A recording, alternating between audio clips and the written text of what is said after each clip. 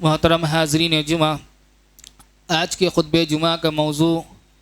میدان محشر کی گرمی اور اس سے محفوظ لوگ ہے۔ محترم سامعین، آج کل کی گرمی اور اس کی شدت سے ہمیں بات معلوم ہوتی ہے کہ دنیاوی گرمی، یہ جس کی شدت ہم محسوس کر رہے ہیں، یہ بس چند دنوں کی گرمی ہے۔ یہ قیامت کی گرمی کے سامنے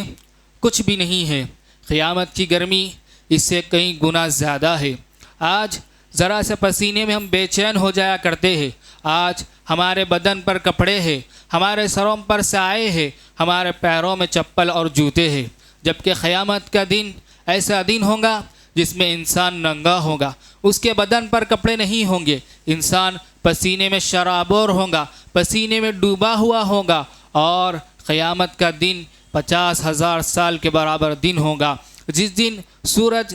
پھٹ جائے گا، پہاڑ ریزہ ہو جائیں گے۔ اللہ تبارک و تعالی قرآن میں مختلف مقامات پر قیامت کی منظر کشی کرتے ہوئے فرماتا ہے: اذا الشمس کورت واذا النجوم کدرت واذا الجبال سیرت، جب سورج لپیٹ کر بے نور کر دیا جائے گا، جب ستارے گر کر پھٹیں گے، اور جب پہاڑ چلا دیے جائیں گے۔ اسی طرح اللہ تبارک و تعالیٰ فرماتا ہے: اذا السماء فطرت واذا الكواكب انتصرت واذا البحار فجرت، جب آسمان گر کر پھٹ جائیں گے اور سیارے گر کر بکھر جائیں گے، اور جب سمندر ابھر کر بہہ جائیں گے۔ اسی طرح سورہ قیامہ میں اللہ تبارک و تعالی قیامت کے متعلق فرماتا ہے: یسأل ایان یوم القیامہ فاذا برق البصر وخسف القمر وجمع الشمس والقمر یقول الانسان یومئذ این المفر، وہ پوچھتا ہے کہ قیامت کا دن کب ہوگا؟ پھر جب آنکھیں چکا چوندھ ہو جائیں گی اور چاند بے نور ہو جائیں گے اور سورج اور چاند ایک سی حالت پر آ جائیں گے، اس روز انسان کہیں گا کہ کہاں بھاگ کر جائے۔ حضرات، قیامت کے دن بہت ہی ہولناک منظر ہوگا۔ سورج انسان سے صرف 1 میل دور پر ہوگا۔ ذرا سوچ کر دیکھیے، آج سورج ہم سے کروڑوں میل دور ہے، اس کے باوجود گرمی سے ہماری کیا حالت ہو رہی ہے۔ لیکن قیامت کے دن صرف سورج ہم سے 1 میل دور ہوگا۔ مقداد بن اسود رضی اللہ تعالی عنہ بیان کرتے ہیں کہ نبی کریم صلی اللہ علیہ وسلم سے انہوں نے فرمایا کہ میں نے نبی کریم صلی اللہ علیہ وسلم سے سنا، آپ فرما رہے تھے: تدنی الشمس یوم القیامت من خلق حتی تکون منہم کمقدار میل، قیامت کے روز سورج مخلوق سے قریب کر دیا جائے گا حتیٰ کہ وہ ان سے 1 میل کے فاصلے پر ہوگا۔ سلیم بن عامر کہتے ہیں: ما ادری ما یعنی بالمیل امسافت الارض او المیل الذي تکحل به العین، یعنی سلیم بن عامر کہتے ہیں کہ میں نہیں جانتا کہ یہاں پر میل سے مراد کون سی میل ہے، کیا یہ زمینی میل ہے یا پھر وہ میل ہے جسے انسان اپنی آنکھوں میں سرما لگانے کے لیے استعمال کرتا ہے۔ اسی طرح اسی حدیث کے اگلے الفاظ ہیں، اللہ کے نبی صلی اللہ علیہ وسلم نے فرمایا: فَيَكُونُ النَّاسُ عَلَىٰ قَدْرِ عَمَالٍ فِي الْعِرْقِ، لوگوں میں سے ہر ایک اپنے اعمال کے متعلق پسینے میں ہوں گے۔ فَمِنْهُمْ مَن يَكُونُ إِلَىٰ كَعْبَيْهِ، ان میں سے کسی کا پسینہ اس کے ٹخنوں تک ہوگا، کسی کا پسینہ اس کے گھٹنوں تک ہوگا، کسی کا پسینہ اس کے منہ تک ہوگا۔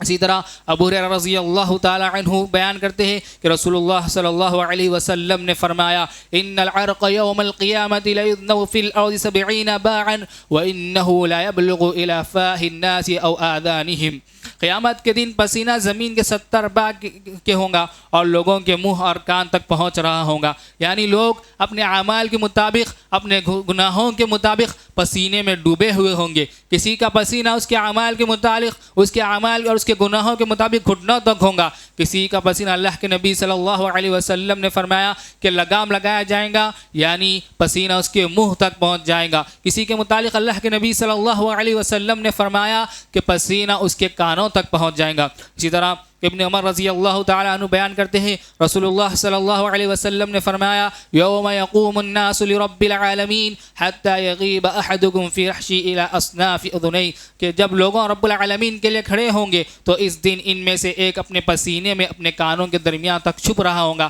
یعنی کانوں تک وہ اپنے پسینے میں ڈوب جائے گا۔ حضرات، قیامت کا دن بہت ہی ہولناک دن ہے، اور اس دن کوئی سایہ نہیں ہوگا، صرف ایک ہی سایہ ہوگا، وہ بھی عرش الہی کا سایہ ہوگا، لیکن وہ سایہ بھی ہر انسان کو میسر نہیں ہوگا۔ ابو ہریرہ رضی اللہ تعالی عنہ بیان کرتے ہیں، اللہ کے نبی صلی اللہ علیہ وسلم نے ارشاد فرمایا: سبعۃ یظلھم اللہ فی ظلہ یوم لا ظل الا ظلہ، کہ 7 قسم کے لوگ ہوں گے جنہیں اللہ تعالیٰ اپنے سائے میں جگہ دیں گا، اور اس دن اس کے علاوہ کوئی اور سایہ نہیں ہوگا۔ پہلا شخص امام عادل حکمران، وشاب نشأ بعبادت اللہ، وہ نوجوان جس کی نشو و نما اللہ تبارک و تعالیٰ کی عبادت کے ساتھ ہوئی ہو، ورجل قلبہ معلق فی المساجد، وہ آدمی جس کا دل مسجد میں لٹکا ہوا ہو، ورجل تحاب فی اللہ اجتمع علیہ وتفرق علیہ، وہ 2 آدمی جنہوں نے آپس میں ایک دوسرے سے اللہ کی رضا کے لیے محبت کی، اور جب اکٹھا ہوتے ہیں تو اسی کے لیے، اور جدا ہوتے ہیں تو اللہ کے لیے۔ وَرَجُلٌ دَعَتْهُ امرأة ذات منصب وجمال فقال انی اخاف اللہ، اور وہ آدمی جسے کوئی خوبصورت اور منصب والی عورت دعوت دے اور وہ کہے کہ میں اللہ تبارک و تعالیٰ سے ڈرتا ہوں۔ وَرَجُلٌ تَصَدَّقٌ بِصَدَقَةٍ فَأَخْفَاهَا حَتَّى لَا تَعْلَمُ شِمَالُ مَا تُنْفِقُ يَمِينُهُ، وہ آدمی جس نے اس طرح خفیہ صدقہ کیا ہو کہ اس کے بائیں ہاتھ بھی نہ پتہ ہو کہ اس کے دائیں ہاتھ نے کیا صدقہ کیا ہے۔ وَرَجُلٌ ذَكَرَهُ اللَّهُ خَالٍ فَفَاضَتْ عَيْنَاهُ، اور وہ آدمی جو اللہ تبارک و تعالیٰ سے تنہائی میں اللہ تبارک و تعالیٰ کا ذکر کرے اور اس کی آنکھوں سے اللہ تبارک و تعالیٰ کے خوف سے آنسو بہہ جائے۔ تو ان 7 خوش نصیبوں میں سب سے پہلا خوش نصیب عادل حکمران ہے، جو اپنی رعایا کے ساتھ انصاف کرے، جو لوگوں میں انصاف کو قائم کرے، جو اللہ تبارک و تعالیٰ کی شریعت کو بندوں میں نافذ کرے، اور وہ فیصلہ کرنے میں کبھی کسی کی جانبداری نہ کرے، چاہے اپنے رشتہ دار کیوں نہ ہو، اپنے گھر والے کیوں نہ ہو، اپنے قریبی لوگ کیوں نہ ہو۔ اسی طرح جہاں اللہ تبارک و تعالیٰ فرمایا ان اللہ یأمرکم ان تؤدوا الامانات الی اہلھا واذا حکمتم بین الناس ان تحکموا بالعدل، اللہ تمہیں حکم کرتا ہے کہ امانتیں ان کے اہل کے سپرد کر دو، اور جب لوگوں کے درمیان فیصلہ کرو تو عدل کے ساتھ فیصلہ کرو۔ محترم سامعین، جو عدل کے ساتھ فیصلہ کرتے ہیں ان کی اللہ تبارک و تعالیٰ نے بہت بڑی فضیلت رکھی ہے۔ اللہ کے نبی صلی اللہ علیہ وسلم نے جو عدل کے ساتھ لوگوں کے درمیان فیصلہ کرتے ہیں بہت بڑی بشارت سنائی ہے۔ اللہ کے نبی صلی اللہ علیہ وسلم فرماتے ہیں ان المقسطین عند اللہ علی منابر من نور عن یمین الرحمن عز وجل، اللہ کے نبی صلی اللہ علیہ وسلم فرماتے ہیں بلا شبہ عدل و انصاف کرنے والے لوگ اللہ تعالیٰ کے ہاں نور سے بنے ہوئے ان ممبروں پر ہوں گے جو رحمان کے دائیں طرف ہوں گے، اور اس کے دونوں ہاتھ ہی دائیں ہیں۔ یہ وہ لوگ ہوں گے جو اپنے فیصلوں میں، اپنے گھر والوں میں اور ہر ذمہ داری میں انصاف کیا کرتے تھے، یعنی جب ان کے پاس کوئی معاملہ آ جائے اور جب فیصلے کی بات آئے تو اپنے حقداروں کو ان کا حق دیتے ہیں، نہ کہ اپنے گھر والوں کی جانبداری کرتے ہیں، اپنے عزیز و اقارب کی جانبداری کرتے ہیں، بلکہ جس کا حق ہے وہ حقدار کو اس کا حق دیتے ہیں۔ تو اللہ کے نبی صلی اللہ علیہ وسلم نے فرمایا کہ اللہ تبارک و تعالیٰ انہیں یہ اعزاز دیں گا کہ اللہ تبارک و تعالیٰ کے دائیں جانب نور سے بنے ہوئے ممبر ہوں گے، اور اللہ تبارک و تعالیٰ انہیں ان ممبروں پر بٹھائیں گا۔ اسی طرح جو حاکم اور جو آدمی اپنے رعایا کے ساتھ اور اپنے ماتحتوں کے ساتھ ظلم کرتا ہے تو اللہ کے نبی صلی اللہ علیہ وسلم نے فرمایا انما اہلک الذی قبلکم انہم کانوا اذا سرق فیہم الشریف ترکوہ واذا سرق منہم الضعیف اقاموا علیہ الحد وَأَيُّمُ اللَّهِ أَنَّ فاطمہ بنت محمد لسرقت لقطعت یداہا، یعنی یقیناً تم میں سے پہلے جو امتیں گزری ہے وہ اس لیے تباہ ہوئی کہ وہ لوگ کم درجے کے مجرموں کو سزا دیتے تھے اور اونچے درجے والوں کو چھوڑ دیتے تھے۔ اس ذات کی قسم جس کے ہاتھ میں میری جان ہے، اگر فاطمہ بنت محمد بھی چوری کرے تو میں اس کے ہاتھ کو کاٹ دوں گا۔ یہاں پر انسانیت کی تباہی کی وجہ اللہ کے نبی صلی اللہ علیہ وسلم نے فرمایا کہ جب کوئی معمولی انسان جس کی معاشرے میں کوئی حیثیت نہ ہو، جب وہ کہیں غلطی کرے، جب اس سے کوئی غلطی سرزد ہو جائے تو معاشرے کے لوگ اسے سزا دیتے تھے، اور کوئی اونچے مقام والا، کوئی اونچے عہدے والا، کوئی اونچے منصب والا آدمی جب غلطی کرے تو اسے چھوڑ دیتے تھے۔ اسی وجہ سے اللہ تبارک و تعالیٰ نے پچھلی قوموں کو تباہ کر دیا۔ آج ہمارا حال دیکھیے، ہمارے معاشرے میں اکثر یہی ہوتا ہے کہ جب کوئی اونچے عہدے والا، کوئی اونچے منصب والا جس کا اثر و رسوخ ہو، جب وہ غلطی کرتا ہے تو سارے لوگ خاموش ہو جاتے ہیں، کوئی اس کے متعلق بات نہیں کرتا، لیکن جب کوئی کمزور شخص کوئی غلطی سرزد ہوتی ہے اس سے تو اسے فوراً سزا دی جاتی ہے۔ اسی طرح رسول اللہ صلی اللہ علیہ وسلم نے فرمایا الیس من والی امت قلت قلت او کثرت لا يعدل فيها الا كبه الله على وجهه في النار، یعنی اللہ کے نبی صلی اللہ علیہ وسلم فرمایا نہیں ہے وہ شخص جو کسی قوم کا حاکم بنا ہو، وہ کم ہو یا زیادہ، تو وہ ان میں عدل نہ کرے مگر اللہ تعالیٰ اس کے چہرے کے بل اسے آگ میں پھینک دے۔ یعنی جب اللہ کے نبی صلی اللہ علیہ وسلم فرمایا کہ کسی آدمی کو چاہے کم لوگوں کے اوپر یا زیادہ لوگوں کے اوپر حاکم بنائے، اور اگر وہ ان کے ساتھ عدل و انصاف کا معاملہ نہ کرے تو اللہ تبارک و تعالی اسے جہنم میں منہ کے بل پھینک دے گا۔ اسی طرح دوسرا خوش نصیب شخص وہ ہے جس کی جوانی اللہ تبارک و تعالی کی بندگی میں گزری ہو۔ حافظ ابن حجر رحمہ اللہ فرماتے ہیں کہ جو 7 لوگوں میں جوانی کا ذکر اللہ کے نبی صلی اللہ علیہ وسلم نے اس لیے کیا کہ جوانی میں خواہشات کا غلبہ ہوتا ہے، نفسانی خواہشات کا غلبہ ہوتا ہے۔ اس کے باوجود بھی ایک بندہ اپنے نفس کی خواہشات کو کچلتے ہوئے جب اللہ تبارک و تعالیٰ کی عبادت میں اپنے آپ کو لگاتا ہے تو اس کے تقوی کے قوی ہونے کی دلیل ہے۔ اس لیے اللہ کے نبی صلی اللہ علیہ وسلم نے انہیں ان 7 لوگوں میں شامل کیا ہے۔ اور اللہ تبارک و تعالیٰ بھی چند نوجوان لوگوں کا قصہ بیان کرتے ہوئے فرمایا جسے اصحاب کہف کہا جاتا ہے، جو اپنے ایمان کو بچانے کے لیے غار میں چھپ گئے تھے۔ اللہ تبارک و تعالیٰ کا فرمان ہے نحن نقص علیک نبأهم بالحق انهم فتية آمنوا بربهم وزدناهم هدى وربطنا على قلوبهم اذ قاموا فقالوا ربنا رب السماوات والارض لن ندعو من دونه الها لقد قلنا اذا شططا۔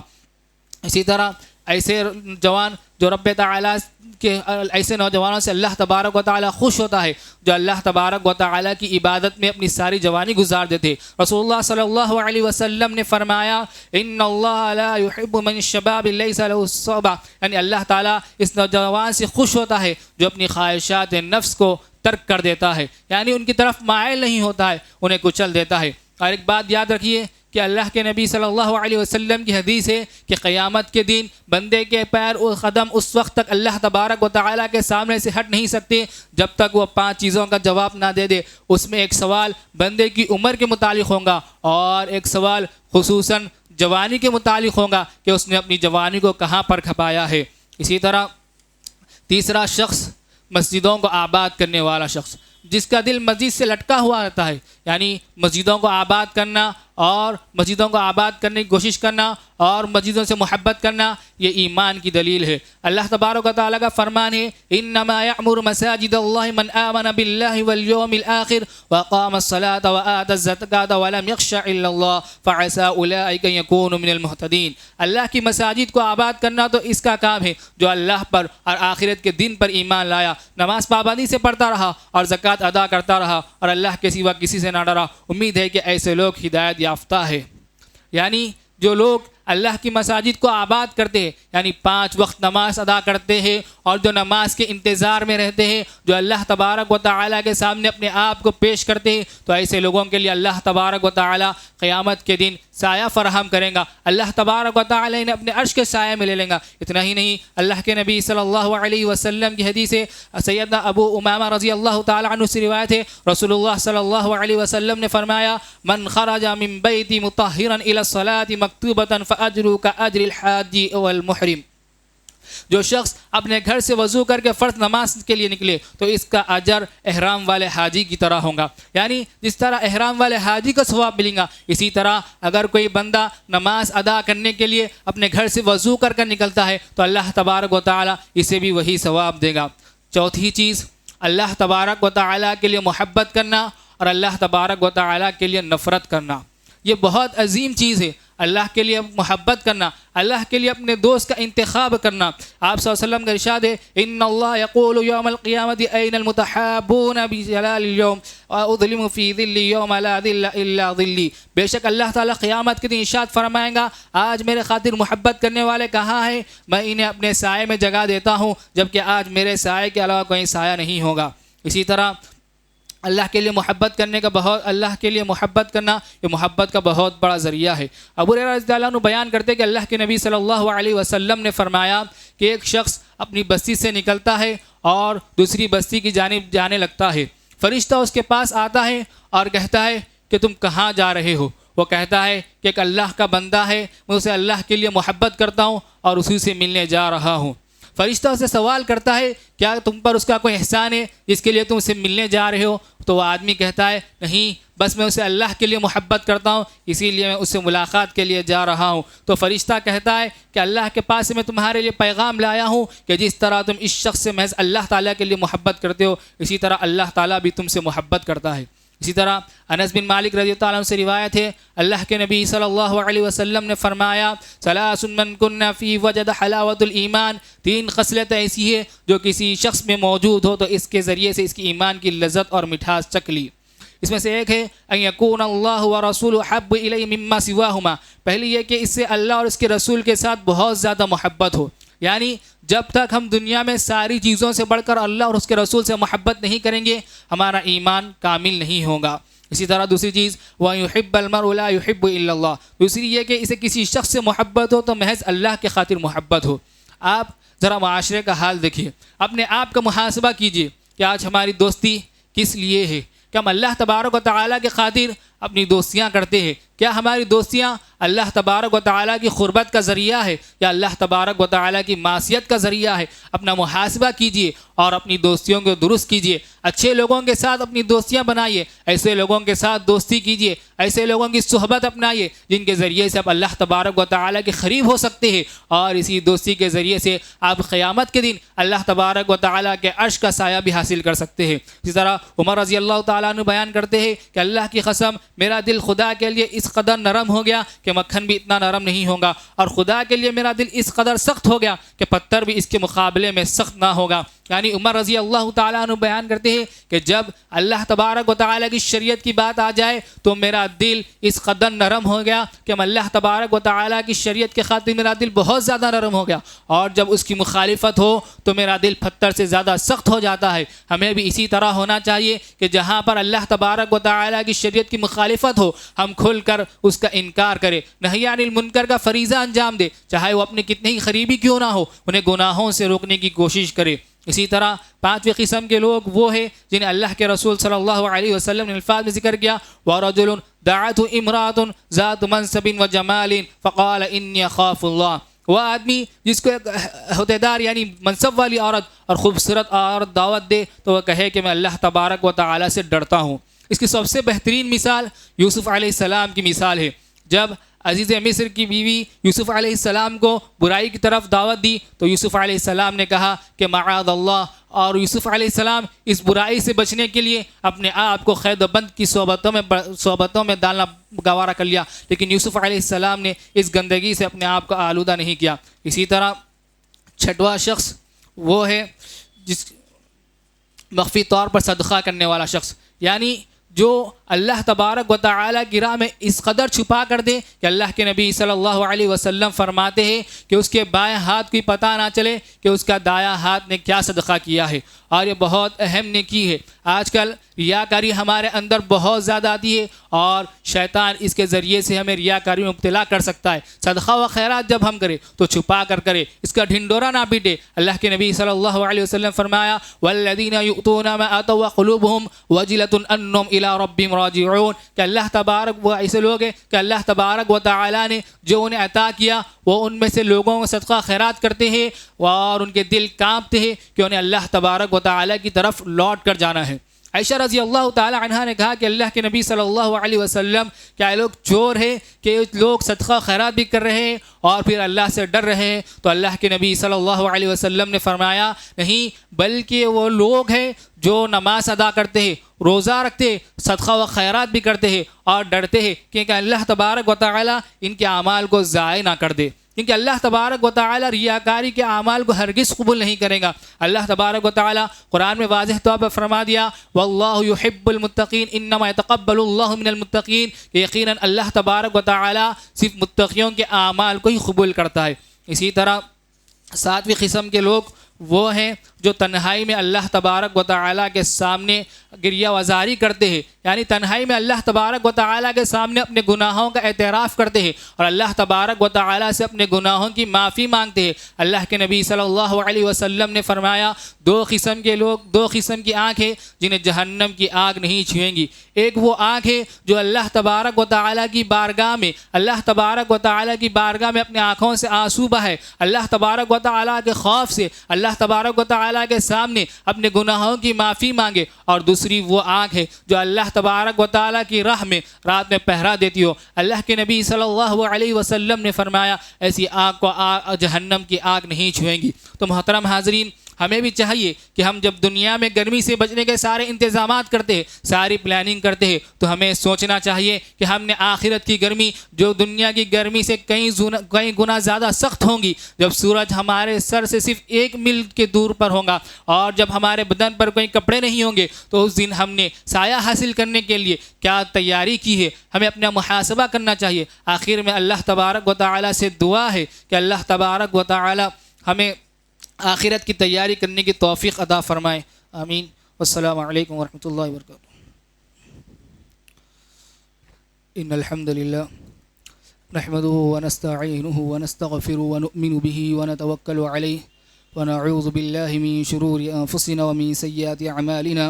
من يهده الله فلا مضل له ومن يضلل فلا هادي له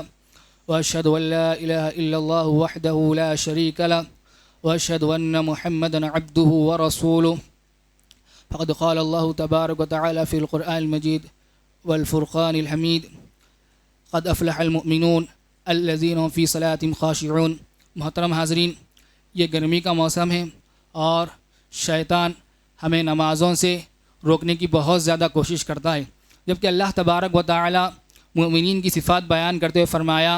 کامیاب ہو گئے وہ مومن جنہیں جو نماز ادا کرتے ہیں، الذین هم فی صلاتهم خاشعون، جن کی نمازوں میں خشوع اور خضوع ہوتا ہے۔ اور جیسا کہ اللہ کے نبی صلی اللہ علیہ وسلم نے فرمایا کہ جو لوگ اپنے گھر سے وضو کر کر نکلتے ہیں تو اللہ کے نبی صلی اللہ علیہ وسلم فرمایا کہ اللہ تبارک و تعالی انہیں احرام والے کی طرح ثواب دیتا ہے۔ اسی طرح اللہ کے نبی صلی اللہ علیہ وسلم نے فرمایا کہ جو بندہ نماز کے پہلے اور بعد کی سنتوں کا اہتمام کرتا ہے، یعنی دن میں 12 رکعتیں سنتیں ادا کرتا ہے، تو اللہ کے نبی صلی اللہ علیہ وسلم نے فرمایا کہ اللہ تبارک و تعالی اس کے لیے جنت میں محل تعمیر کرے گا۔ اس طرح اللہ کے نبی صلی اللہ علیہ وسلم نے فرمایا کہ جس نے ظہر سے پہلے 4 رکعت سنت ادا کی اور ظہر کے بعد 4 رکعت سنتیں ادا کی، تو اللہ کے نبی صلی اللہ علیہ وسلم نے فرمایا کہ اللہ تبارک و تعالی ایسے بندے کو جنت میں داخل کرے گا۔ تو ہمیں چاہیے کہ آج کل ہم میں سے بہت سارے ایسے لوگ ہیں جو نمازوں میں سستی اور کاہلی کر رہے ہیں۔ ابھی پچھلے ماہ رمضان گزرا ہے، ہم نے جس طرح رمضان میں عبادتیں کی ہیں سارا سال اسی طرح ہمیں عبادتیں کرنا چاہیے۔ یقیناً اللہ تبارک و تعالی ہمیں ان عبادتوں کا زیادہ سے زیادہ ثواب دیں گا۔ ہم جتنی مشقتیں اٹھا کر نمازیں ادا کریں گے، اللہ تبارک و تعالی اتنا ہی ہمارے درجات کو بلند کریں گا۔